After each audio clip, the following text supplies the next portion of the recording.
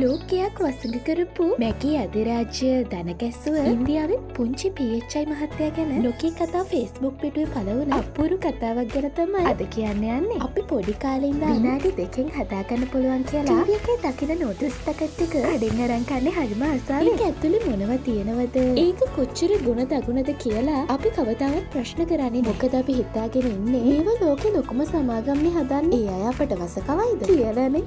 ඒත් ඇත්තටම ඒ ලොකු සමාගම්වලට ඔබේ ජීවිතයට වඩා ඔවුන්ගේ ලාභය වටිනවනම් 2014 අවුරුද්ද වෙනකම් මුළු ඉන්දියාවම හිටියේ මේ රැවටිල්ල ඇතුලේ. ඒ රැවටිල්ල එක්ක මොහොතකින් කුඩු කරලා දැම්මේ ලොකු මැති ඇමති කෙනෙක් විද්‍යාඥයෙක්වත් නෙමෙයි. ඉන්දියාවේ පිටිසර පළාතක හිටපු පුංචි ආහාර පරීක්ෂකවරයෙක්. හරියට අපේ රටේ PHI මහත්තයෙක් වගේ. නමින් ඔහු VK පාණ්ඩේ. මේ ඔහුගේ විප්ලවීය කතාව සිද්ධිය වෙන්නේ 2014 අවුරුද්දේ. පාණ්ඩේ මහත්තයා සේවය කළේ ඉන්දියාවේ උත්තරේ ප්‍රදේශවල බරබංකි කියන පොඩි ටවුමේ. එයාගේ රාජකාරිය අකුරටම කරපු මිනිස්සෙක්. දවසක් මෙයා පුරුද්දට වගේ කඩවල් පරීක්ෂා කර යද්දී එයාගේ ඇස ගැටෙනවා කඩේක රාක්කයක් උඩ ලස්සනට අහුරලා තියෙන මැගි නූඩල්ස් පැකට් වගේක්. මැගි කියන්නේ ලෙස්ලේ වගේ ලෝකප්‍රියට සමාගමක නිෂ්පාදනයක් නිසා ඕනම නිලධාරියෙක් නිකම්ම පහු කරලා යනවා. ඕ වගේ මොන වැරදිද කියලා. ඒත් පාණ්ඩේ මහත්තයා එහෙම හිතුවේ නෑ. ලොකු වුණත් පොඩි වුණත් නීතිය කාටත් එකයි කියන හිතපු ඔහු කොමට වගේ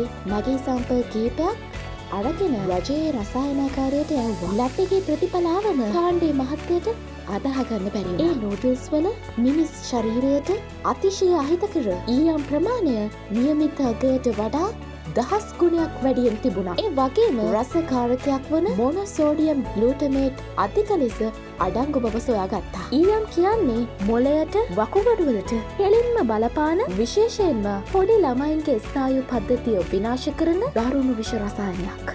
පාණ්ඩේ මහත්තයා මේ ගැන සමාගමට දැන දුන්නා. මුලින්ම සමාගමේ ලොක්කෝ මේකට hina වුණා. මිස්ටර් පාණ්ඩේ, ඔය දන්නවද අපි කවුද කියලා? අපි ලෝකේ ලොකුම සමාගමක්.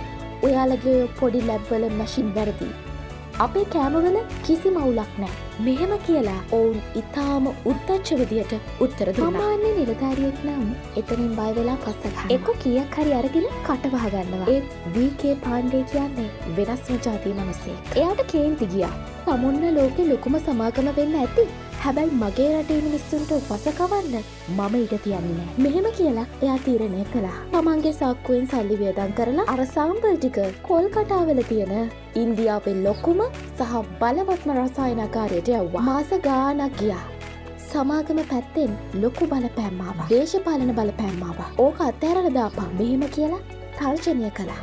ඒත් පාණ්ඩේ නම් හෙල්ලුනේවත්. අන්තිමට කොල්කටා ලැබ් එකේ රිපෝට් එක ආවා. ප්‍රතිඵලය සමානයි. මැගි නූඩල්ස් වල දරුණු ලෙස ඊයම් අඩංගු බව ඉන්දියාවේ ප්‍රධානම ලැබ් එකෙනුත් තහවුරු කළා. මේ නිවුස් එක එළියට ආවහම මුළු ඉන්දියාවම ගිනිගත්තා. දෙමව්පියෝ බය වුණා. මීඩියාවලින් ප්‍රශ්න කළා. මෙච්චර කල් අපි හරි කියලා හිතාගෙන හිටපු සමාගමට උත්තර නැති වුණා. පාණ්ඩේ මහත්තයාගේ රිපෝට් එක නිසා ඉන්දියානු රජය ඓතිහාසික තීරණයක් ගත්තා. ඔවුන් රට පුරාම මැගි විකිණීම තහනම් කළා. මහා බල සම්පන්න නෙස්ලේ සමාගමට දන ගහන සිද්ධ වුණා.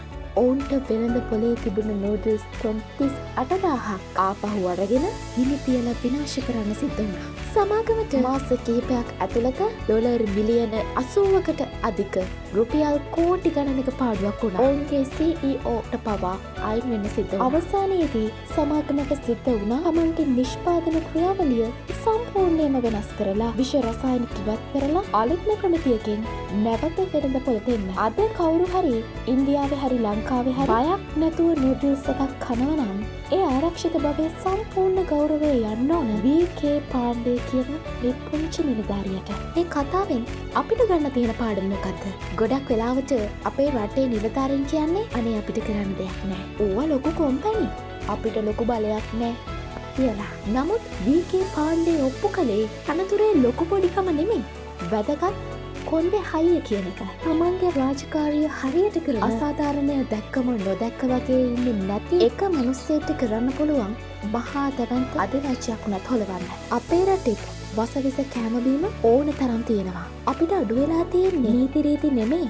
ඒ නීතිය ක්‍රියාත්මක කරන්න කොන්දක් තියෙන පාණ්ඩේල වගේ නිලධාරීන් විතරයි. සැබෑ රාජකාරිය කියන්නේ අඩියට වැඩ කිරීම නෙමෙයි. තමන්ගේ ජනතාව ආරක්ෂා කිරීම බව ලෝකෙටම පෙන්වන ඔබට අපගේ උත්තමාචාරය. ගොඩක් අය කියනවා තනියම මේවට වෙනස් කරන්න බෑ කියලා. ඒත් මේ මිනිස්සයා තනියම ලෝකයක් වෙනස් කරනවා. හිත හයියනම් තනි මිනිහෙක්ට උනත් ලොකු ගේමක් ගහන්න පුළුවන් කියන එකට මේක හොඳම උදාහරණයක්. උපුටා ගැනීම නොකී කතා Untold Stories Facebook පිටුව.